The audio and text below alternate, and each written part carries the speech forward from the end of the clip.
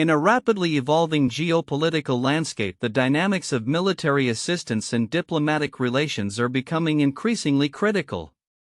Recent developments highlight the tensions and complexities involved, particularly concerning U.S. support for Israel and the implications of ongoing discussions surrounding aid to Ukraine. On March 2, 2025, U.S. Secretary of State Marco Rubio took center stage during an interview with ABC News, where he addressed the recent heated exchange between President Donald Trump and Ukrainian President Volodymyr Zelenskyy. This confrontation, which reportedly devolved into a shouting match, has raised serious questions about the future of U.S. military aid to Ukraine amid a protracted conflict with Russia. "I have not spoken with President Zelenskyy since that Friday clash at the White House," Rubio stated, emphasizing the need for continued dialogue and collaboration. Despite the recent diplomatic friction, the backdrop to Rubio's comments involves a dual focus on military assistance to both Israel and Ukraine. As tensions in the Middle East continue to escalate, U.S. support for Israel remains a cornerstone of American foreign policy. Recent statements from the Department of State underscore the importance of this relationship, although specific details on military assistance have not been disclosed in light of ongoing operational considerations. Analysts suggest that the U.S. commitment to Israel may be tested as regional conflicts intensify, particularly with the growing influence of various factions in the region. Meanwhile, the situation in Ukraine is not only a matter of military strategy but also of political stability. Trump's remarks, which some analysts view as counterproductive, have led to uncertainty about the level of support Ukraine can expect from the U.S. as it battles Russian forces. This uncertainty could prove detrimental not just for Ukraine but for U.S. interests in Eastern Europe as well. Observers note that a lack of clear commitment from the U.S. could embolden adversarial actions from Russia, further complicating an already volatile situation. The intertwining of these issues highlights the delicate balance the U.S. must maintain in its foreign policy. As Rubio pointedly remarked, "We cannot afford to let our allies doubt our commitment."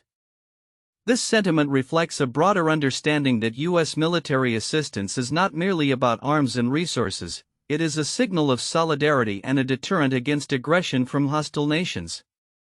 Looking ahead, the implications of these military assistance discussions will be pivotal. As the U.S. navigates its relationships with Israel and Ukraine, the outcomes will likely shape the strategic landscape in both regions. The ability of the Biden administration to mend diplomatic rifts and maintain robust support for allies will be tested in the coming weeks. With the specter of conflict looming large, the need for clear, consistent, and strategic military assistance has never been more critical. Future developments will undoubtedly continue to draw scrutiny from both policymakers and the international community as they seek to understand the U.S.'s role on the global stage amidst ever-changing political tides. In the wake of significant political and military developments, the Pentagon has ordered the deployment of up to 3,000 troops and Stryker combat vehicles to the U.S. southern border, a strategic move aimed at addressing ongoing immigration challenges. This decision marks a notable escalation in military involvement in border control, underscoring the Biden administration's heightened focus on managing the surge in migrant crossings. The order, announced on March 2, 2025, comes amid a broader context of political turmoil within the military, including the recent abrupt resignation of Army Lieutenant General Telleta Crossland, who oversaw the Defense Health Agency. Crossland's departure follows a week of significant personnel changes in the Defense Department initiated by Defense Secretary Pete Hegseth. Crossland, the first black woman to lead the military healthcare system, announced her retirement shortly after Hegseth dismissed several top military officers, including Air Force General C.Q. Brown, who had been criticized for his support of diversity initiatives. In a statement, Acting Assistant Secretary of Defense for Health Affairs Stephen Ferrara expressed gratitude for Crossland's 32 years of service and confirmed her replacement by David Smith while a search for a permanent successor is conducted. The unexpected turnover is indicative of the ongoing political shifts within the military hierarchy, raising questions about the implications for military leadership and policy moving forward. As the Pentagon continues to navigate these complex transitions, the political landscape surrounding immigration policy remains fraught. Concurrently, a coalition of immigrant rights organizations, including the ACLU, has filed a lawsuit to block the transfer of migrants from the United States to Guantanamo Bay. This legal challenge, initiated on March 1, 2025, argues that such transfers are not only unprecedented but also unnecessary given the existing resources available for migrant detention within the U.S. The plaintiffs contend that the administration's actions are designed to instill fear in the immigrant population, framing the situation as one rooted in theatrics rather than sound policy. The lawsuit specifically targets 10 migrants from various countries, including Venezuela and Afghanistan, who are at risk of being sent to the notorious offshore facility. Advocates assert that the government's rationale for utilizing Guantanamo as a detention site lacks legitimacy and practicality, emphasizing the need for transparency and humane treatment of migrants. As these developments unfold, the implications for U.S. military policy, immigration, and civil rights remain intertwined.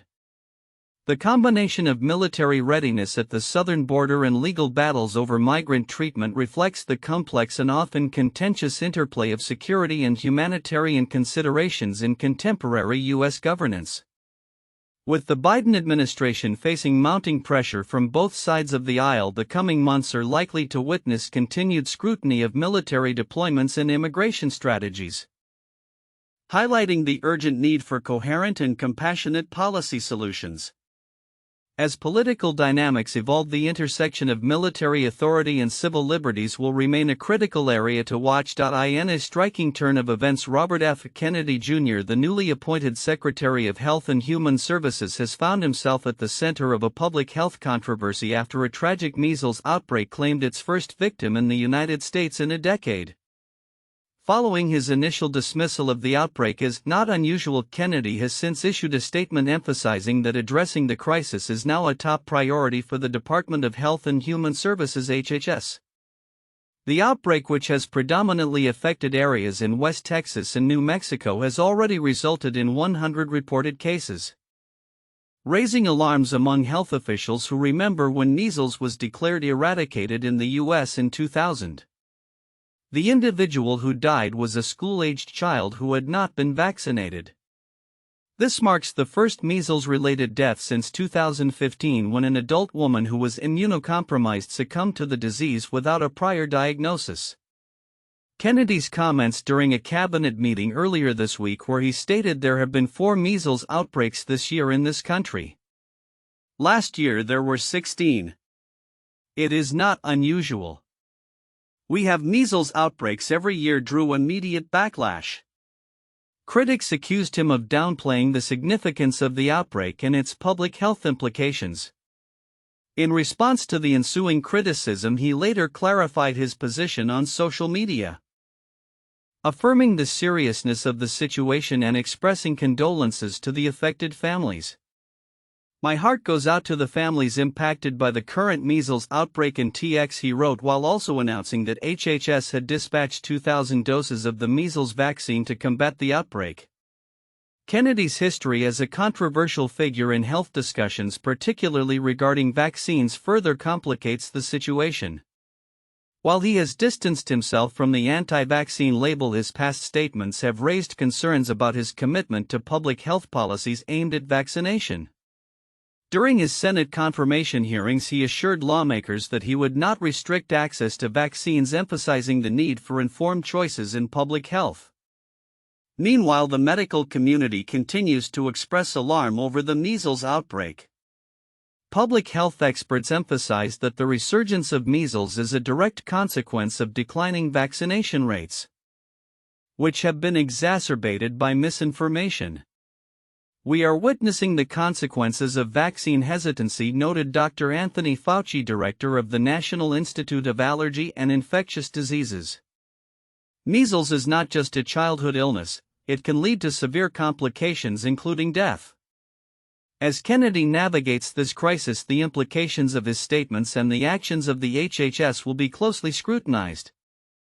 The department's response to the outbreak will likely set the tone for future public health initiatives and vaccination campaigns. The situation underscores the critical need for clear communication and robust public health strategies, particularly in an era where misinformation can easily proliferate. Looking ahead, the fight against the measles outbreak will require a concerted effort not only from government officials but also from the medical community and the public at large. As vaccination efforts ramp up in response to this emergency, the hope is that the lessons learned from this outbreak will foster a renewed commitment to immunization and public health safety in America, a goal that remains as crucial as ever in combating preventable diseases. In a dramatic turn of events, Attorney General Pam Bondi has pledged to intensify efforts in uncovering the truth surrounding the Jeffrey Epstein case, vowing to leave no stone unturned in her pursuit of transparency. Amid a backdrop of public frustration regarding the perceived lack of accountability in Epstein's saga, Bondi's recent statements and actions indicate a commitment to not only release additional documents but also to hold those responsible for withholding information accountable. On March 2, 2025, Bondi revealed that the FBI is reportedly in possession of thousands of pages of documents related to Epstein that have yet to be disclosed. I found out this week that a source told me New York SDNY. They're sitting on thousands of pages of documents regarding Epstein. Thousands, Bondi stated in an interview on Fox Business. We will get everything. We will have it in our possession. Her comments come after the Justice Department and FBI released roughly 120 pages of previously classified material, which primarily included information that was already known to the public. The release part of what Bondi referred to as Phase 1 of the Epstein files included flight logs and a redacted contact book, among other details. However, many observers expressed disappointment, noting that much of the information had been previously reported and did not add new revelations to the ongoing scrutiny of Epstein's extensive network. This sentiment was echoed by those who have long suspected a government cover-up in the Epstein case, leading to calls for deeper investigative measures. Bondi's commitment to transparency coincides with her expressed frustration over the withholding of documents by the FBI. I will find out who withheld and they will not be working for us anymore, she asserted, indicating a potential shakeup within the agency should she uncover any malfeasance. This determination to pursue accountability is especially significant given Epstein's history of evading serious legal repercussions for his alleged crimes, which affected numerous victims over decades. The attention on Epstein has been reignited not only by Bondi's actions but also by the broader implications of the ongoing investigation into his associates. The recent release of names connected to Epstein, including high-profile figures like former President Bill Clinton and Donald Trump, has further fueled public interest and speculation. It is essential to note that inclusion in the released documents does not imply wrongdoing. Many of those named were simply witnesses or individuals connected to civil lawsuits against Epstein's confidant Ghislaine Maxwell, who was convicted of sex trafficking in 2021. Bondi's proactive stance comes at a time when the public's demand for accountability is at a peak. As she navigates the complexities of this high-profile case, her efforts could either lead to significant breakthroughs in the pursuit of justice or face obstacles stemming from institutional resistance. The commitment of both Bondi and the new FBI Director Kash Patel to transparency suggests that further disclosures may be forthcoming. As developments continue to unfold, the implications of Bondi's actions extend far beyond Epstein himself. They highlight the critical need for accountability in cases of sexual abuse and trafficking, particularly when they involve powerful and influential figures. The public will undoubtedly be watching closely to see how Bondi's promise of transparency translates into tangible results and whether it can restore faith in a system that many believe has failed its most vulnerable victims. The next steps in this investigation could shape the narrative surrounding Epstein's legacy and the broader fight against sexual exploitation in America. In a tumultuous week of trade policy developments, U.S. Treasury Secretary Scott Bessent has underscored the gravity of the situation by urging Canada and Mexico to align their tariffs on China with those imposed by the United States. This call comes amidst a backdrop of escalating trade tensions as President Donald Trump seeks to reshape U.S. economic relationships through aggressive tariff measures. The latest round of tariffs on Chinese imports went into effect in early February, with China vowing to respond with all necessary measures to the additional 10% tariffs Trump plans to impose starting March 4. Trump's administration is also set to implement a sweeping 25% tariff on steel and aluminum imports from all countries effective March 12. Bessent noted that during recent trade negotiations Mexico showed willingness to reciprocate U.S. tariffs on China, and he suggested Canada should do the same. If Mexico is willing to take this step, Canada should follow suit, he stated. The trade landscape is further complicated by Trump's threats to impose additional tariffs on Mexico and Canada specifically, which were initially scheduled for early February but were postponed. Now, with a new deadline looming, the potential 25% tariffs are a significant concern for businesses and communities along the U.S.-Canada border, as they brace for the economic impact. The European Union is not exempt from Trump's trade strategy. The president has indicated potential tariffs on EU imports which could escalate tensions across the Atlantic.